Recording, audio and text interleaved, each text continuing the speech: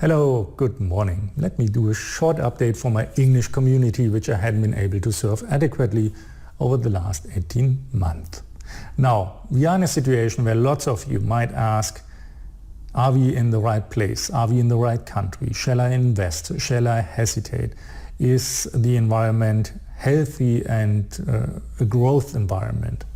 And I think all of that comes down to underlying fears. And the greatest fear we have at the moment is the situation in which we are something, is it something which prevents us from growth? Is it something which can spiral out of control? Is there a dynamic, an underlying dynamic in place which can even go so far to build up fascism again, so that we are ending up in a totalitarian state where everything is controlled and everything has been suppressed? That might be the case in some parts of the world. I don't know. It's up to you to analyze you. I just want to provide you the tools today to analyze it for the country you are in. So you can do this in North Korea eventually, the same as in the United States and other parts of the world. Doesn't matter. I think the mechanism and the dynamic is pretty much the same. And so that's what we're discussing today. And for me, it was a need to do this at a certain point of time, because I never understood, even though as a pupil in school I had it every year. I had the time of National Socialism, how the Nazis rose to power, what they did, etc. Everything is factually very clear, or more or less clear, and I grasped it, but I couldn't grasp how society split up into a majority and a minority and excluded the other people who looked the same, and then went into a dynamic which was tragic, unhealthy, and really, a disaster. So now I started to grasp that there was a dynamic in place which people didn't see, or which was so soft that people accepted one measure, then they accepted the next measure and the next measure, and those measures the government took split society into this majority, which felt better than the minority, and the minority was more and more isolated or self-isolating or forced to self-isolate by some actions of the government. Now I asked myself, what have those actions been, and what was it what prevented the majority, which was voted only 30%, the Nazi Party was voting only 30% for the Nazis. What did the large part of this majority start to accept the rules the Nazis gave to them, and then exclude and persecute those minorities? And it wasn't only the Jewish, it was the disabled people, it was the oppositions, etc. The first thing the Nazis really did, they followed potential threats in their own ranks, so they started to do the Röhmputsch. Basically, they killed the opposition leaders in their own ranks. Then afterwards they started to focus on the opposition leaders, and then they started to focus on those minorities. And now that is something we have to learn here. When we watch movies, which usually are the things how we learn, we're watching YouTube videos or movies about those times, the Nazis are portrayed in stereotypes, mostly dumb or mean or whatever. So we cannot grasp how a party with characters like that could rise to power. And we cannot grasp what is the risk that something like this comes along again.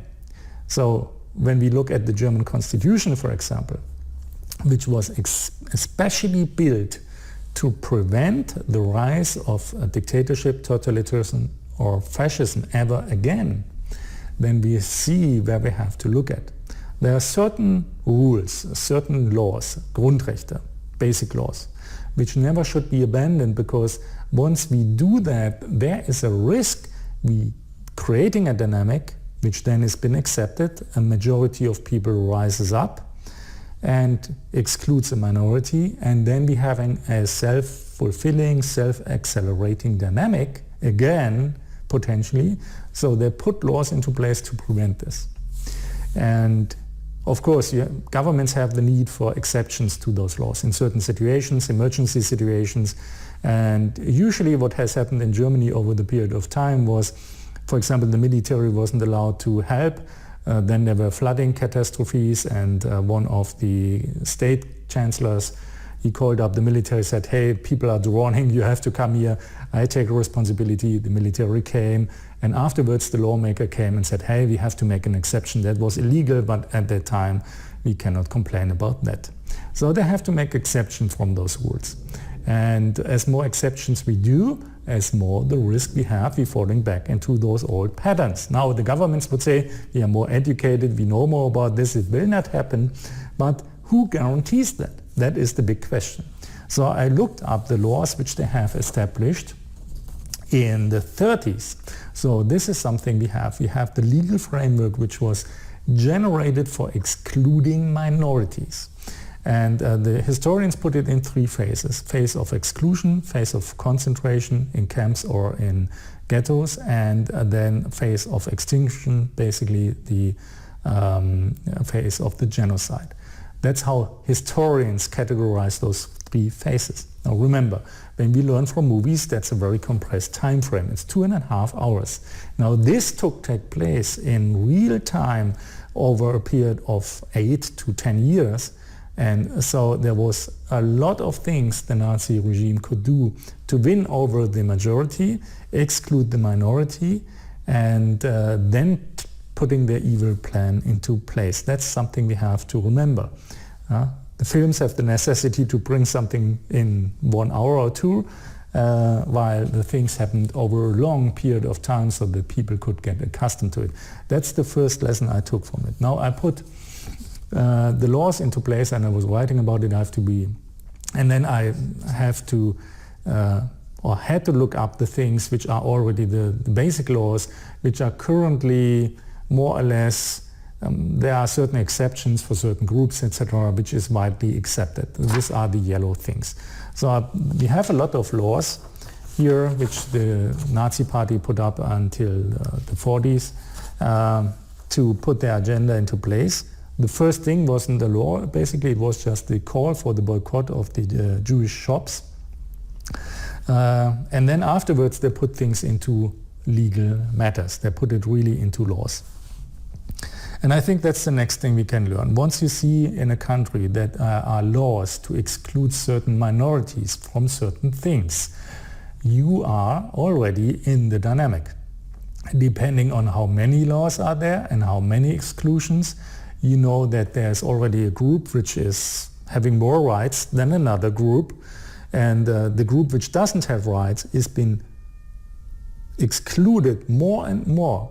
Think about the 10-year phase, from doing things other people can do. So starting with not having been able to work in the governmental administration, then starting with not having doctors which can serve the other part of the population. Remember, in the 30s, a lot of science, the language of science was German, so a lot of scientists were Jewish, a lot of doctors were Jewish, a lot of artists were Jewish, and so they started in the 30s to make laws to exclude those people from those positions. And then one of the more important laws in 33, very early on, was a censorship law. So one of the most common traits of fascism is that there's a need to exclude the communication between those both groups, the minorities and the majority. So you prevent the minority from publishing, not being able to be in a media house, not to be able to be journalists, not to be able to write and publish books, not to be able to be producer, etc. So once you do that, those people cannot communicate effectively anymore, only on a one-to-one basis, but not over public media anymore. And so the media, the information doesn't reach the majority anymore. And you reach exactly what you want to do if you're a fascist. You want to prevent people from building up a resistance against your agenda by recognizing that you are doing this, excluding a minority. You want to win them over for excluding a minority. That's what the fascist agenda, the fascist mind wanted to do and successfully did at that time. Now, understanding that, the next step here was 2 years down the road was the Nuremberg laws. So in 1935, the fascists came up with the Nuremberg laws excluding the minorities from exercising a lot of jobs. So they basically were now, even on a personal level, not been able to communicate anymore. They built up a cocoon. They isolated themselves more and more because they were under the threat of the SR, of the police, of everybody else. It didn't make a lot of fun to go out on the street because they were more and more persecuted. More and more people adopted the fascist way of thinking, and the way of thinking they're better and the minorities are worse, and you can do whatever you want. And there's a story from one of the friends of my family. So my family's doctor's family was a friend, and was once invited to a coffee as a child, and I listened to the story. So the wife of our doctor told the following thing. In school she learned from the teacher that the Jewish population is bad and you can basically do whatever you want. So she went home to the neighbor who was a Jew, then took his bicycle and threw it on the rubbish place.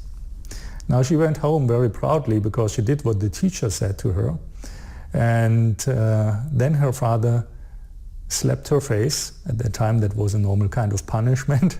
Today it wouldn't. So her father slapped her face and then demanded her to bring the bicycle back to the neighbor and to apologize. Now I think it was very brave to tell the story 40 years later, but nevertheless it shows how dramatically the impact of one person on the life of many pupils can be, and what that does to society. And it also taught me something unconsciously. The fact that the Jewish neighbor didn't go and complained, he was required basically to wait for the father of the girl to take that step, because he was already in such a bad shape or situation that he couldn't do that on himself. Now, those laws continued, and then we had basically even the foreign countries, not only Germany and Austria at the time occupied in 1939. So it wasn't only Germany which then was persecuting the Jews. It was the other countries, France, Netherlands, etc., which started to close the borders, and I think it was there's a discussion if it was a Swiss police officer who then demanded from the German government that they stamp the passports of the Jews with a big capital J, so that they can separate the influx of refugees and then put people back to Germany. So all these measurements, which were at the beginning also thought to discourage the German Jewish population to remain in Germany, those measurements weren't bearing fruits, because then the other countries closed down the borders. And that is something which is in history slightly forgotten or slightly misrepresented. We even know stories that in the occupation of France, people then betrayed Jewish refugees and delivered them to the Gestapo, and then they were exported to the camps in Poland, for example.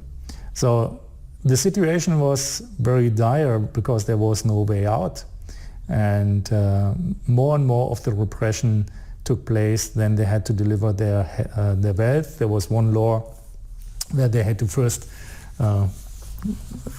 claim exactly how much money they had, and afterwards that money was then taxed and taken away and fueled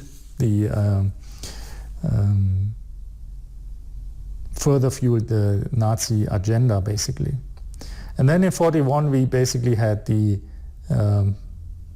law for the tagging, where the Jews had to wear the yellow star. So we see an agenda like this doesn't emerge in 2.5 hours immediately. That's what I always grasped when I was sitting in school. I always thought this happened immediately, but it was a slight process. It was a process over a decade.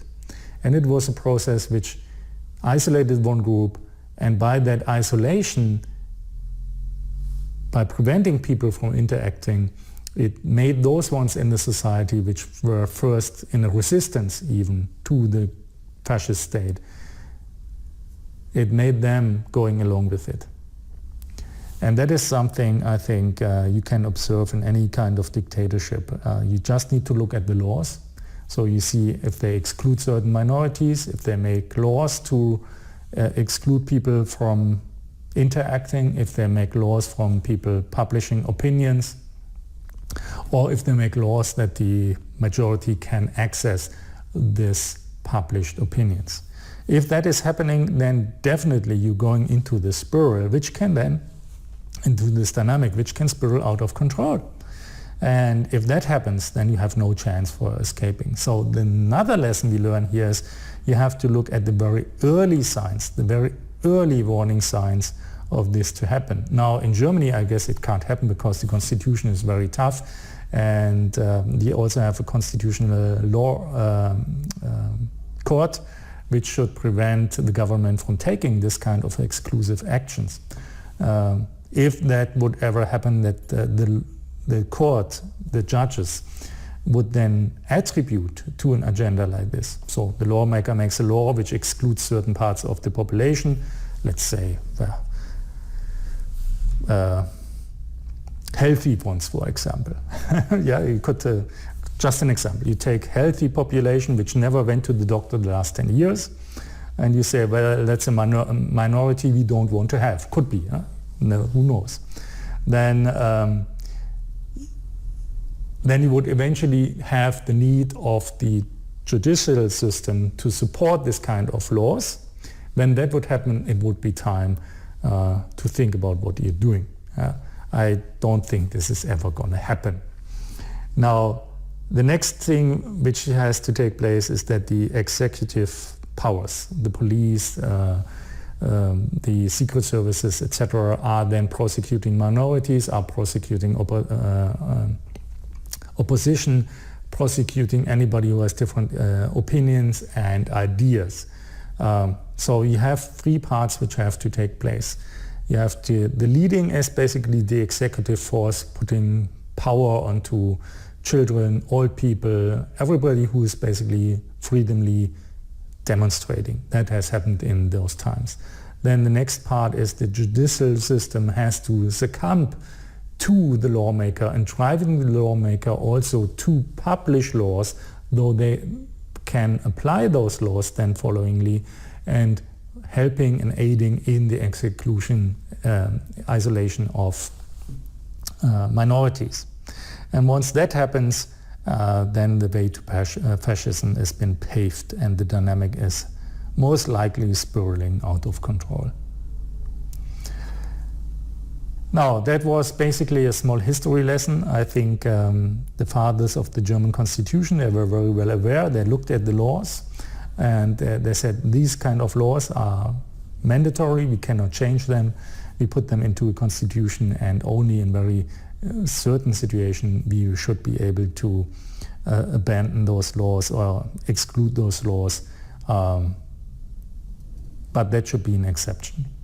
Now, looking into that, you can look at those laws in the 30s. You can look into your country, your legislation, how law has been applied and how the police and other governmental agencies in the executive branch are applying those laws. And then you know what the state of freedom in your country is. And remember, if the freedom has been abandoned, then any kind of economic activity basically is abandoned, not only for those minorities, but the impact on the majority is also dramatic, and in the end it always leads to a disaster.